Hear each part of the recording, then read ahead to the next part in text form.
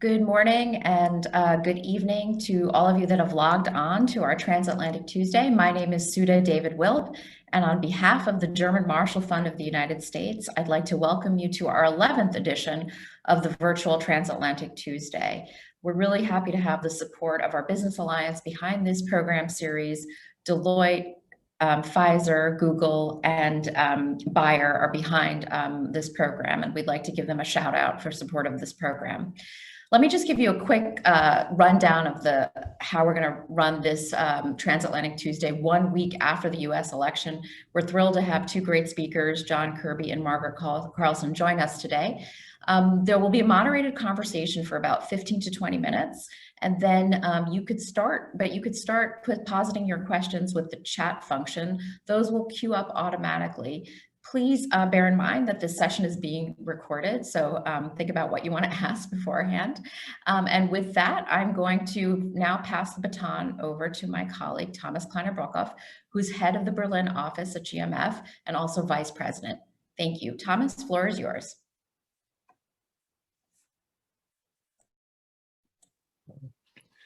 Thank you, Suda, and welcome everybody to this Transatlantic Tuesday. Boy, we have a lot to unpack, and we want to do it with Margaret Carlson and John Kirby. Most important thing to know about them, they are both board members of the German Marshall Fund. Margaret was a board member, John is a current board member, but they also have a day job. Margaret is a journalist with the Daily Beast and has been with numerous journalistic outfits and is a well-known commentator on the Washington scene. John Kirby is a Rear Admiral, retired in 2015, is now a military and diplomatic analyst at CNN, has also been a spokesperson at the State Department and Assistant Secretary of State for Public Affairs. So welcome to you both. We've had quite a week, I should say. It's a week ago. It doesn't seem that way, probably because it's not over yet. But so please help us to understand and unpack what we have seen. Want to start with John Kirby. We've agreed before to start with John. It's probably fair to say that certainly in this country here, people were more people than not were waiting, not for Donald Trump to lose, but for populism to be repudiated. That clearly didn't happen. That's right. We haven't learned everything there is to learn about populism. So, John, what have we learned about populism during this election? I think one of the takeaways, Thomas, is that it's alive and well here in the United States. There was not a repudiation of Trump or populism in this election. It is still, as you said, an ongoing process right now, even though, President-elect Biden has been declared the winner. I mean, he knows as he comes in that he has to deal with virtually half the American population who didn't vote for him and who doesn't support his worldview or even his, domestic policy predilections. So I think what we learned is that we are still a very divided nation. Now, we've been divided in the past before. Certainly, this is not a new thing in terms of American history, but the degree to which that division can now be propagated in real time on social media and the vitriol, the virulence of it, I think is something we haven't really learned to grapple with yet. We're still trying to figure out a way through that. I mean, that gets to the whole debate over what the tech companies are or are not doing with their terms of service. We are not only very divided, we have the ability to transmit those divisions, instantaneously in real time and with a lot more vitriol than perhaps we've been used to in the past. So we're still trying to figure our way through this. But it clearly, I think, indicates for the president-elect that as he tries to find a way forward on domestic and foreign policy, he can't just ignore that populism. Clearly, I don't think he's going to, fall sway to it in many of his policy decisions. But he can't ignore that wide swath of the American people who not only don't believe the things he believes in, but who can and will remain very, very vocal and very powerful as an influence going forward. Margaret, what happened with that divide? The city-rural divide is stronger than it was. The gender gap wasn't as strong as one would have imagined. Trump won considerable parts of the Hispanic vote that wasn't expected, Jewish American vote, Black man. He broadened the base. And more people came out, and the base is broader. What is it that attracted people after 4 years of what we've seen? So he galvanized something, and it must be something different than 4 years ago, or something additional because he broadened the base.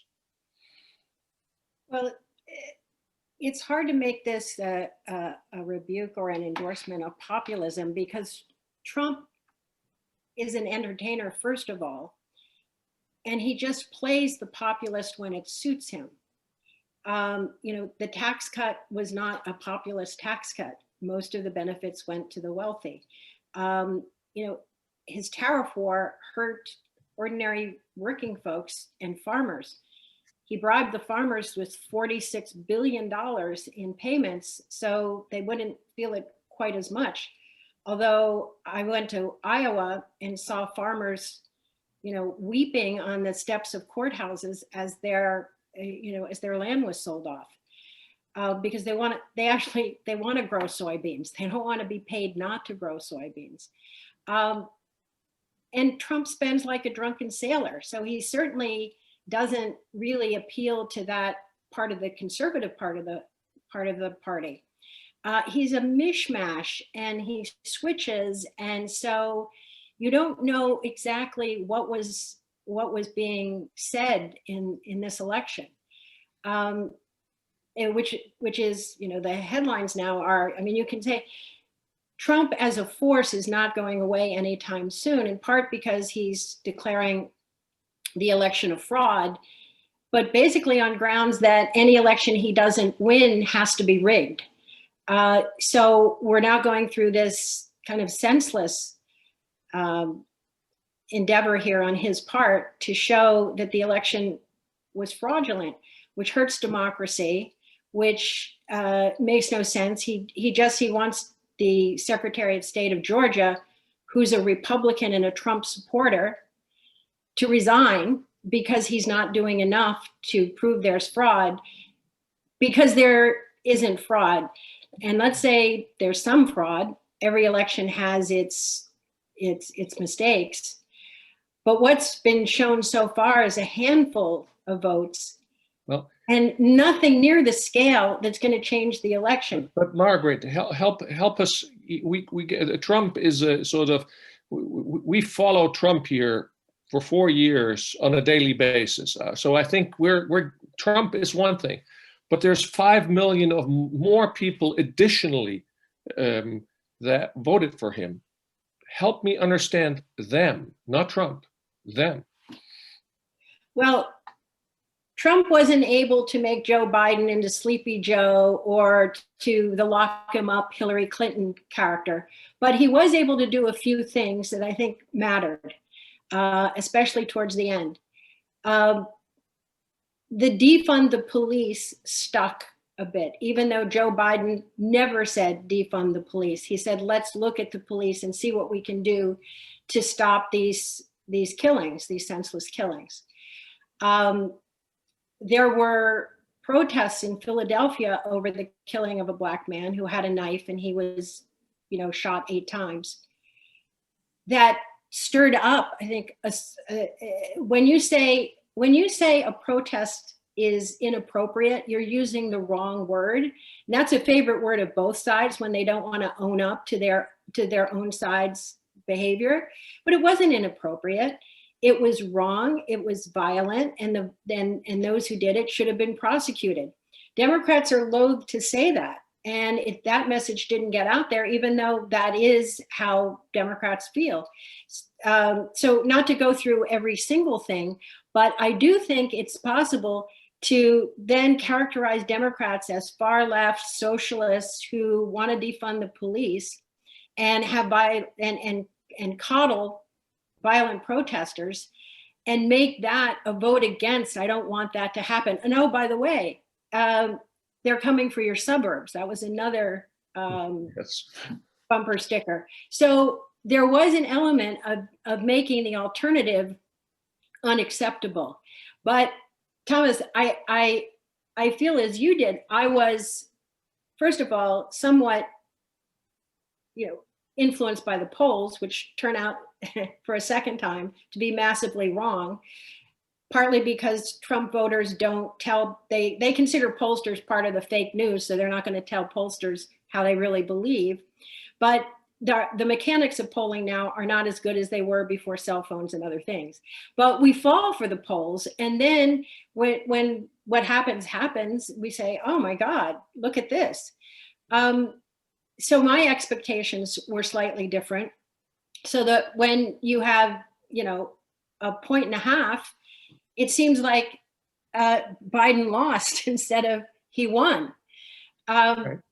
And there's this turmoil now that muddies everything, because half of the country, knowing what they, in 2016, you could say, I'm taking a flyer. And by the way, I really don't like Hillary Clinton.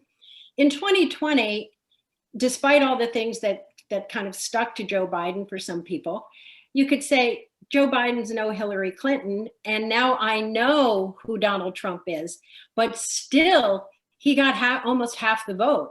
So that is a disturbing outcome for those of us who think that Donald Trump is a menace to our allies, and internally, what we're going to see now, we're seeing already purges. He's trying to do every single thing he can in this interim. We'll get to, Margaret, if I may interrupt, we'll get to that piece in a special in a segment. Let me, if I may, turn to John and ask him about the consequence of what you just said, Margaret, which is we have the phenomenon of Joe Biden winning, but having created little or no coattails.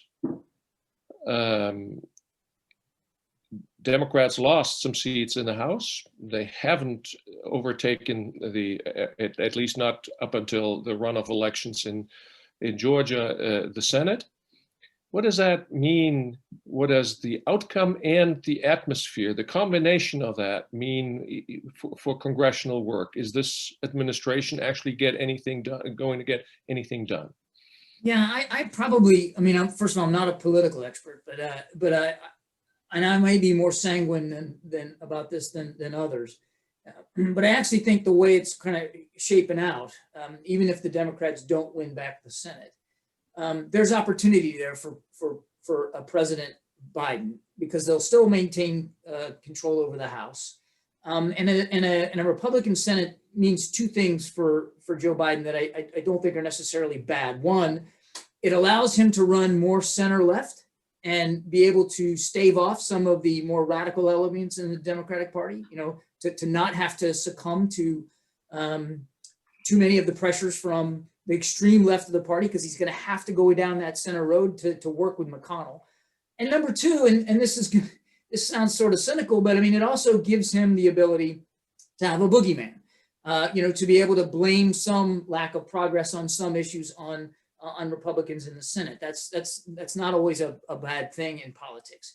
And then lastly, I think, and this kind of gets to my first point a little bit, is it will force upon him, I think, where he wants to go anyway in terms of his cabinet selections, to pick competent, experienced, more moderate people for the heads of agencies, defense, state, HHS, DHS.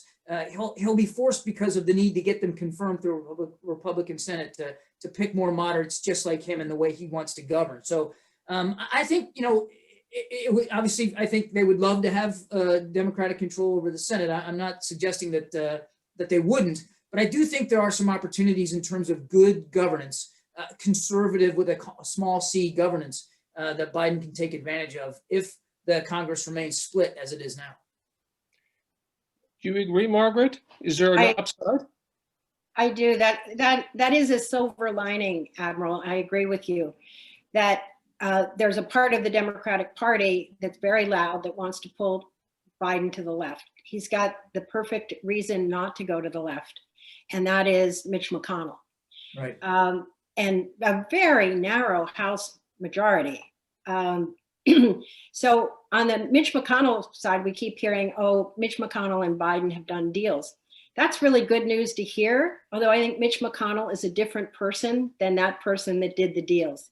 Mitch McConnell is the person that announced when Obama won, I'm going to make him a one-term president. He hasn't done that now, but he's certainly hanging with Trump, saying that he believes there could be fraud in the election, or he believes that all legal challenges should be pursued. He didn't say the word fraud, excuse me on that. So not having the Senate could be a blessing for Joe Biden because it actually feeds into his instincts because he's an incrementalist. Joe Biden is not a wild-eyed, Bernie Sanders didn't win, and Joe Biden is really not a friend of Bernie Sanders. He's probably closer to where some of the people in the Senate stand. To go back for just 1 second, Thomas, and then turn it back to you. On the coattails, there's that old saying, all elections are local, even presidential ones. People like Joni Ernst in Iowa, and Iowa got a big piece of that 46 billion that went to farmers. So I never thought that Iowa was going to go with a Democrat. Trump won Iowa by 10 points last time. I think he's not, and Joe Biden is not going to turn Iowa blue. So that was a mistake. And then there's some kind of local issues like Dan Cunningham in North Carolina turned out to have a scandal. And so Tom Tillis, I don't think it's been called, but Tom Tillis is likely to have won re-election there. And on. You can find reasons for why those races went the way they did. And if Joe Biden stays in the middle, he has a better chance of both winning some seats in the midterms, get us back, rewind to Georgia now. I suspect that those 2 seats, even though Kelly Loeffler's a terrible candidate, I don't know if you were going to do Georgia separately, so I apologize. But those seats, I think, are the weight is on those staying Republican because there are going to be a lot of votes just saying, I want divided government. I don't want to put this in the hands of one party. Well, maybe you can expand on that in the following direction. I think we're already seeing divisions inside both parties. We're seeing inside the Democrats, and one of our viewers is already alluding that in the chat function where the questions are, and please keep them coming. We'll get to those soon. To the fact that there is already discord in the Democratic Party about who lost these seats. The moderates are up in arms about the progressives. And so that's already going on in the Democratic Party. But what is also the future of the Republican Party with a Trump out, but a strengthened Trumpian base? Admiral or me? Go ahead, Mark. Whoever wants to. Trump totally owns the Republican Party at this point, and he's showing his strength. It just makes him own it more. There were times when I said, what does Donald Trump have on these people who used to have a spine that when he did something they didn't agree with, they would go along with him? Now it's clear he owns the base plus a few others. So they seem unwilling, even in the face of having to fracture the democracy, to stand with him. So going forward, that's where they are. I've only seen Senator Mitt Romney of Utah murmur a little bit, saying, oh, maybe he shouldn't be doing this. And Senator Ben Sasse, who's really announced that he's running for president, he's the senator who just got reelected in Nebraska, actually issuing kind of a broadside against Trump. But that's about it. And Ben Sasse will probably live to regret. He did this just before Trump won with lost, but with impressive numbers. So Senator Ben Sasse may be regretting this, that's the flare he sent up. I don't see many of them diverging. Fox News has diverged, which is kind of surprising. But in this interim fight we're having, I see Republicans sticking with him, and I don't see them being willing to chance it, giving up the base in order to get some new voters. John, a word on the Democrats, maybe, and their division? I think, well, AOC is not really putting her light under a bushel, or however that saying goes. I mean, she came right out saying, you know, listen, you're going to have to come over to our side more, or you're going to lose us. And then there's another congresswoman named Spanberger from Virginia, whom your viewers might not know as well, who said, if we go in that direction, we are all going to lose. She barely got reelected. So there's going to be a huge amount of tension there. And unlike Republicans, Democrats are so noisy about their divisions. John, different question for you. I think we're all across this globe, certainly here, part of a civics lesson about democracy. First of all, I think with the vote counting going on in real time, that's something we don't know from our elections here. We have the networks giving us estimates, prognosis, but we only have interim and then final tallies. So I think there is also an element of a display of democracy that is also the messiness of democracy. But now we're seeing something completely different, the contestation of the election. Help us understand what kind of civics lesson is it that we're seeing right now? It's interesting. That's a great question. And as I sat and watched the election on Tuesday, and then obviously I've been focused on what's been happening in the last few days. As I sat with my family and watched Tuesday and Wednesday, I felt pretty proud of us as a country. I mean, even though it's close and some of the races haven't been called yet, that we've showed that it worked. That yes, we are very divided and we've got polarization and hyperpartisanship in this country. We have problems, but people turned out in record numbers to vote and stood in line for hours. I myself stood in line for 2 hours to vote, and I didn't vote as a naval officer. So for me, this is a new experience that I'm really enjoyed doing, and I was so proud to be a part of all that. And I was proud of my fellow Americans who took the time to do that, whoever they voted for. So I was very proud of all that on Tuesday and Wednesday. And then when Trump started to contest the results, I originally, over the last couple of days, just thought this is a gambit. This is a way to preserve his ego. Eventually he's going to give up the fight and we'll move on. And hopefully that'll still happen. But now, in the wake of Bill Barr's memo last night saying he's going to allow DOJ to investigate allegations of fraud in ways that the DOJ has never done before, and now that we're hearing, as Margaret said, Trump's calling for the Secretary of State of Georgia to resign, I'm becoming increasingly now concerned about the lessons for American democracy to the rest of the world based on the way the president has handled himself. I still have a little slimmer of hope here that he'll see it's over and do the right thing. But his actions over the last 24, 36 hours in particular has deeply alarmed me. And I know it's alarmed a lot of other people about what democracy should stand for and what it should mean here in America as an example to the rest of the world. So okay. Admiral, I envy your 2 hours in line because I love to vote. I like to take kids with me. I love the I voted sticker. But this year, I barely go to the grocery store. I'm so old. So I voted by mail. And I worry sometimes when I see the lines, I cheer the enthusiasm of voters, but I worry about the voter suppression and the number of polling places, et cetera, that have closed. That worries me. And there's a bumper sticker that says, and I'm paraphrasing, if Trump had worked as hard to stop the virus as he did to stop the voting, he might have won.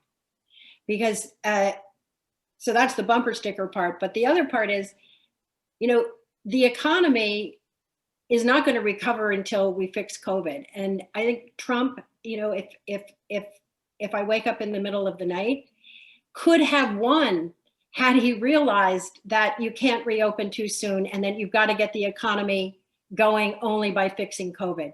Because it was close enough that imagine, the James Carville, who's a big political consultant here and got Clinton elected, to those in Europe, said his saying back then, his motto was, it's the economy, stupid. He said about this election, it's the pandemic, stupid.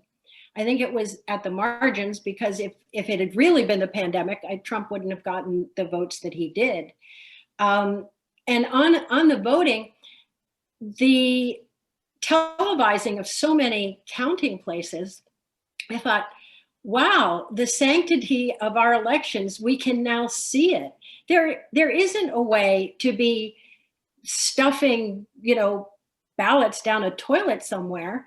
And the lawsuit about not being able to watch the votes being counted went from having people at 10 feet, which it was solely because of COVID, to move a precise 6 feet away from them. So there was never a time when it couldn't be watched.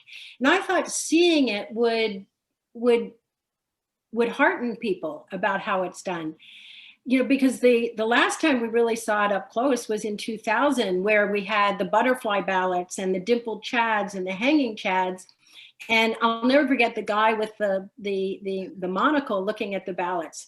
That looked messy. This did not look messy. This looked like a really strong democracy having its election that could not be defrauded. That's a good way. Strong democracy. I have a couple of questions that sort of go into that direction. I want to turn to our listeners and ask you a couple of related questions here. One is, what is the risk of civil unrest emanating from all of this? And the other is about the Insurrection Act. Is it going to be used? Maybe it's also important to explain what that actually is. Admiral, you want to start with this? Sure. The Insurrection Act is a law in the books that permits the use of federal nationalized armed forces. So this is different than our National Guard, which are controlled by our state governors, usually for humanitarian assistance, emergency relief, that kind of thing. And they're trained for those sort of support to civil society missions. But the Insurrection Act would allow the president, the commander-in-chief, to activate active duty armed forces, federalized armed forces, to dispel violent protests or to be used, in the states at his discretion without necessarily the permission of the state governors. It's an extreme measure, but it's an important one to have on the books, just because as a break glass in case of emergency kind of thing. And there was talk about the president, the released news reports that he wanted to do that, to use the Insurrection Act to bring out federal active duty troops in the event of the Lafayette Square Black Lives Matter protests, which had, there was a measure of some violence to some businesses, and of course the St. John's Church across the way. So there was some violence that precipitated him considering this. The Secretary of Defense and the Chairman of the Joint Chiefs of Staff were against the use of the Insurrection Act, and some people think that was one of the big breaks that led to Mr. Esper's firing yesterday. As for the chance for civil unrest, I think this is another thing, back to Margaret's point about looking at the polling stations and seeing the transparency. We haven't seen, in the wake of the election last week, we just haven't seen a lot of civil unrest. There's been some protest movements, but they've been all peaceful. We haven't seen violence, and buildings and stores were boarded up here in Washington, D.C. and in New York City, and there hasn't been a need for that. So I find that very encouraging. Now, this is the key thing, though, Thomas. It's how the president handles this going forward. If he doesn't, eventually come to his senses here about the result, and concede and allow for a peaceful transition to the Biden administration, then I do worry that his supporters could become more violent and things could get out of hand on both sides. But if he does the right thing here, in the window, I think is shrinking, unfortunately. But if he does the right thing, I think we can still maintain this very peaceful process that's occurred. So I've been encouraged so far. that we haven't seen that. And I'd like to believe we're not gonna, but it's really going to depend on how the president behaves over the next, 7 to 10 days. Margaret, can I just mention one thing? What we've seen so far is a spontaneous outbreak of peaceful celebration. And we've seen the firing of the Secretary of Defense, who's on the record as not supporting bringing troops in to settle any kind of activity in the streets. I'm hopeful that nothing like that will happen. I've seen armed militias do threatening things prior to this. I hope we don't see them again. But I think the door is open and it's concerning. One of our listeners here has brought the question of COVID-19 that you mentioned, Margaret, back to the fore here, and asked what kind of role it actually played in the election result. Without COVID, would Trump win? And what does that actually mean? You could reframe the question and say, who won COVID? It seemed to be a foregone conclusion that if the election was about COVID, Biden would win. But it seems the election wasn't about COVID. Still Biden won, but maybe not because of COVID. So unpack that for us, if you might. Wait, Thomas, that's a riddle inside an enigma and a mystery.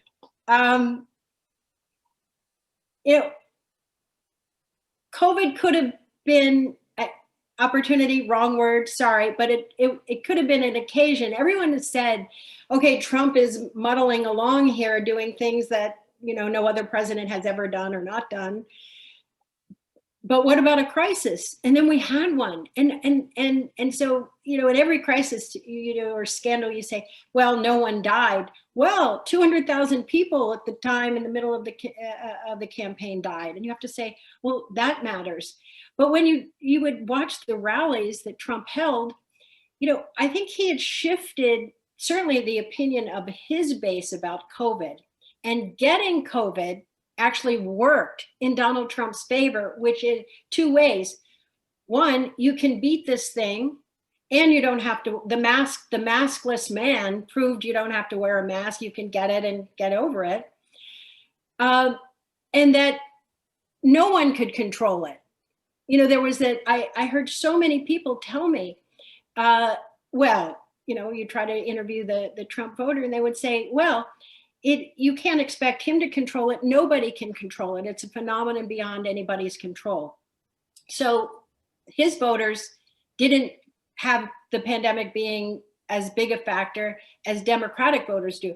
People who put the pandemic at the top of their list of their reasons for voting overwhelmingly voted for Biden. Those who put the economy were more Trump voters. They still felt that they bought that he built the most beautiful economy in the world, but for COVID, and that he was rebuilding into a perfect economy once again. John, have we misunderstood something about the voters' preferences with regard to COVID? So did Trump represent something that was underestimated, certainly in the publicized opinion, which is that there is that the argument actually might have stuck that Joe Biden wants to turn the United States into a prison camp, and the tool of the prison camp is the mask. So is there something about the argument about freedom and the restrictions that hadn't been interpreted right? Yeah. Can I just say one thing about the mask? The mask came to symbolize. Margaret, let's get the symbol of the election and COVID was the mask. Yes, Admiral, excuse me. No, it's fine. It's fine. I don't disagree at all. I think one of the things that we've skirted around it today, but I think one of the things that we need to think about when we think about this election is the power of fear. And it was fear of a lot of things drove a lot of people to the polls. Certainly Trump had instilled or tried to instill fear on his base of Biden and socialism and of economic ruin. And as Margaret said, the suburbs going wild and law and order and all that. I mean, he was really trying to tap into those fears. And I think on the other side, a lot of people were genuinely afraid of where COVID was going and afraid of the way they believed the Trump administration was mishandling the crisis. So fear was a big motivator here. And it just, I think, and that also, I think, explains why it was, from the popular vote perspective, why it was such a close election, because we are so deeply divided on these issues. And it also gets to the fear of what you believe the American government should do. We have been having this argument since 1776 about what a federal government should be about, what should it care about, and where and to what degree it should get involved in our lives. And all of that played out here in 2020 with an economy that had been roaring and then tanked, a virus that clearly accelerated in its lethality over a very short period of months. And then on top of all that, the social justice issues, which is very much driven by legitimate fears of African Americans when they go outside the house. And then, of course, you had the right being afraid that, that their police forces were going to be defunded. So fear was very much at the center of this election. And I don't think, hopefully when the dust settles, we'll be able to really deep dive into that and try to understand why fear is such a strong factor. I would add only one other thing, Thomas, and I don't mean to sound like a broken record on this, but the power of social media can also not be dismissed in this election. 2020 is different. Yes, there was social media in 2016, and certainly, disinformation was flowing all over, particularly on Facebook. I think 2/3 of senior citizens in America admitted to sharing fake news on Facebook and social media in 2016, and we think those numbers increased in 2020. But the immediacy of social media exacerbates the power of fear. And fear and anger and vitriol is what makes social media so powerful. It's what animates people. And so when you get angry and when you look at something and it makes you upset, it becomes viral. And that virality, I don't think we've really had a chance to come to grips with yet.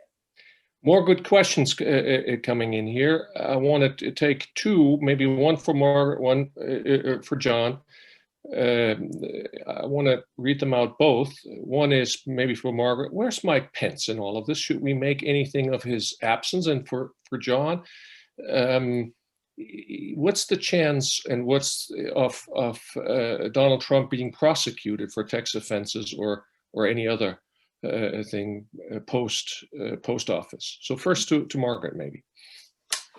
Well, anti-social media is, all over what Pence should do. Trump should resign sometimes, close to in December. And Pence should become president and grant him a pardon. Pence has been somewhat slavish in his devotion to Donald Trump. I don't know that he would go that far, in part because if he has any ambitions left at all, he probably doesn't want to be Gerald Ford and grant a pardon. He doesn't want to be, and doing it that way. And maybe the answer to the question is that Mike Pence is going on vacation. And I think that's it's like going into exile for a while. And that answers part of the question, which is, I don't think he wants to take that any risk at all anymore for a lame duck president. Joe? And as for the second question, bearing in mind the caveat that I'm not a legal expert, but it's my understanding that President Trump, as an ex-president, will not be protected from certain state charges that could be filed against him for any number of financial disparities and potential crimes.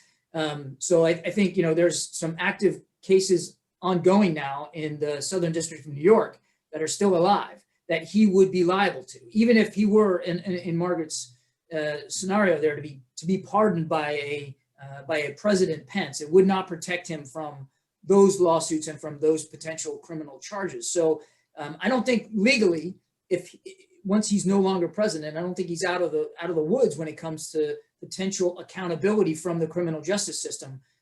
But I think it would be very difficult in any scenario for there to be some sort of federal approach to those problems. Because I also don't think, don't want to speak for President-elect Biden, but I would doubt that he would go down that route if, once he's in office. I think he would just let the existing court cases that are out there on the state level, go forward without interruption. I think we're starting to run up against time a little bit, so I want to cluster again a couple of questions and then have you pick one and one each. One question is about the senators, the Republican senators. Are we going to see them breaking from Trump because they're thinking about the next election rather than sticking with this president? Or what's the dynamic that you see there? That would be one question. And the other question goes more back to our initial attempt to understand what was going on there, what drove the outpouring of votes on the Donald Trump side of things. And the question here is, where did all the new Trump voters come from? He won in all groups except in the group of white men. Isn't that surprising? And that relates to an earlier question by another listener do you really believe the Republican and Democratic elites understand the nature of the anti-elite sentiment and have the capacity to truly see and address it as a legitimate, enduring democratic expression? So that goes back to the understanding populism theme that we started out with. Well, I went rogue and answered the Senate question earlier, and I don't think they're going to break anytime soon. And so I'll yield that time to the Admiral. And on the where did they come from? I go back. I think Donald Trump, he lies more convincingly than anybody else tells the truth. And many people still believe that he's going to clean the swamp and it's going to take 4 more years. And he is a man who can bring people to a rally and risk their lives. That's how ardent those people are. And they have friends and neighbors and family. And I think it's a convincing case to be made for this strong character. I would just pick up on the Republican senators. I think I certainly agree with Margaret. I don't see any major breaks coming, but I think for right now, a lot of it has to do with Georgia. One of the reasons I don't think you've seen McConnell,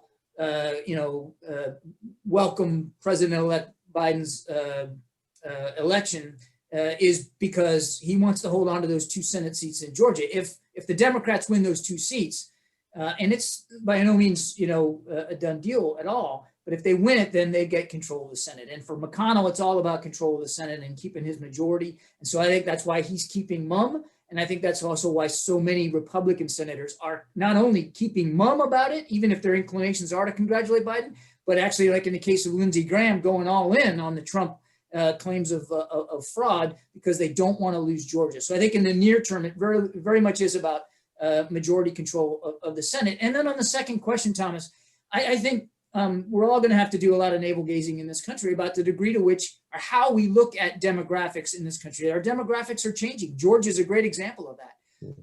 But we tend to look at groups monolithically, and that's a problem. Trump overperformed than what he was expected to perform with the Latino community. And because I think many people just assume that the Latino community is going to vote Democratic, and certainly the majority, as it looks, did vote that way. But Trump was able to get quite a bit more Latino support than expected. They are not a monolithic community in this country. They come from all different parts of the world, and they have different perspectives on our own domestic policies. And I think we're all going to have to dig down a little deeper in that. With women, Trump did better with women this time than he did in 2016. And I don't think we completely understood that. Or we not had a chance to completely come to understand that. So I think there's a lot of navel gazing that we're going to have to do to really understand who we are as Americans and how different we are, even inside groups that we thought and voted and believed the same things. It's just not the case. It's better to be wrong and strong in some quarters, as Clinton once said. Well, I think the idea that people are not homogeneous voting blocks, demographic groups, is actually a silver lining here, that we come to understand that there's difference within groups that seem similar. We tend to take groups for granted. I think political parties do that. Look at the veterans community in this country. I mean, there has been this sort of common belief that all veterans, all military are Republican and conservative, and that's just not true. I mean, the demographics of the military is, there's more young people in the military than older. Certainly, it's a very diverse population, very representative of the American people. And it is not all monolithic. It is not all Republican voters. There are a lot of Democratic and independent voters inside the military too. So even inside our armed forces, there's no monolithic approach to how they vote and what they believe about America's place in the world. That's a nice pluralistic way to end this conversation. I would have loved to pose a question to you that someone put. What would your advice for Europeans for the new administration be? But I'm afraid that would open a completely new event, and I am sure we will have that event. Actually, we will not only have one of those events, but multiple of them. So thank you for this one. Thank you for everybody who participated and wrote interesting question that made for an interesting conversation with an interesting couple of experts here. So thank you all, and have a good further morning and good night. Thank you, Thomas. Thank you so much.